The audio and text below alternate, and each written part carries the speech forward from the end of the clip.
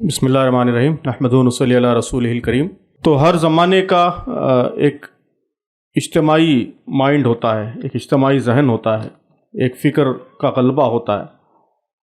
ہمارے بزرگوں نے، صحابہ اکرام، اس کے بعد ہمارے اسلاف نے کسی زمانے میں اسلامی فکر کو دنیا کی غالب فکر بنا دیا تھا۔ تو اس وقت ساری دنیا اسلامی نقطہ نظر سے، عقیدے کے نقطہ نظر سے چیزوں کو دیکھنے اور سمجھنے لگی تھی۔ اب ہماری کمزوریوں کی وجہ سے، زوال کی وجہ سے، مغرب کی جو سیکولر فکر ہے، جو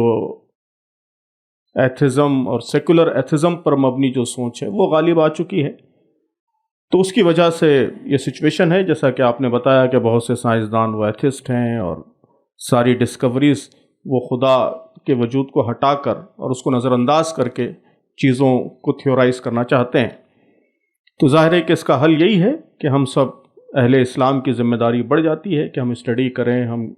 علوم حاصل کریں، علوم و فنون پر قدرت حاصل کریں، اور دوبارہ جو کام ہمارے بزرگوں نے کیا تھا کہ دنیا پر اسلامی فکر کو غالب کر دیا تھا، تو وہ کام ہم کریں۔ تو یہی اس کا اصل سلوشن ہے۔ علامہ ابن تیمیہ رحمۃ اللہ علیہ نے، میں نے ان کے مقدمے میں بھی، ان کی کتاب کے مقدمے میں بھی اس کا ذکر کیا ہے کہ علامہ ابن تیمیہ رحمۃ اللہ علیہ نے اس حوالے سے بڑی اچھی تھیوری پیش کی ہے۔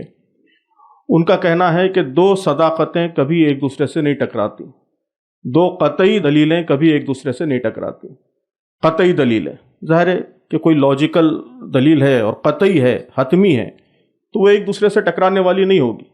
اگر دو دلیلیں، قطعی دلیلیں ایک دوسرے سے ٹکراتی ہیں تو اس کا مطلب یہی ہوگا کہ ایک دلیل کمزور ہے، اس میں ظن کا پہلو ہے، وہ قطعی نہیں ہے، یہی مطلب ہوگا۔ دو قطعی دلیلیں کبھی ایک دوسرے سے ٹکرانے والی نہیں ہوں گی۔ اسی طرح وہ کہتے ہیں کہ قطعی عقلی دلیل، یا آپ ہماری لینگویج میں اس کو سائنسی دلیل کہہ لیجیے آج کے زمانے میں، قطعی سائنسی دلیل اور قطعی قرآنی دلیل، حدیث، قرآن و حدیث نص سے آنے والی دلیل، یہ دو قطعی دلیلیں بھی نہیں ٹکرا سکتی۔ قرآن کی قطعی بات اور سائنس کی قطعی بات، یہ دونوں کبھی ایک دوسرے سے نہیں ٹکرا سکتی، یہ ممکن ہی نہیں ہے۔ تو اگر سائنس کی قطعی بات اور قرآن کی قطعی بات ایک دوسرے سے ٹکرا رہی ہے تو دونوں میں سے کوئی ایک بات قطعی نہیں ہے، اس میں گمان کا پہلو غالب ہے۔ یا تو سائنس کو ہم نے صحیح طریقے سے نہیں سمجھا ہے، اس میں کوئی کمزوری ہے،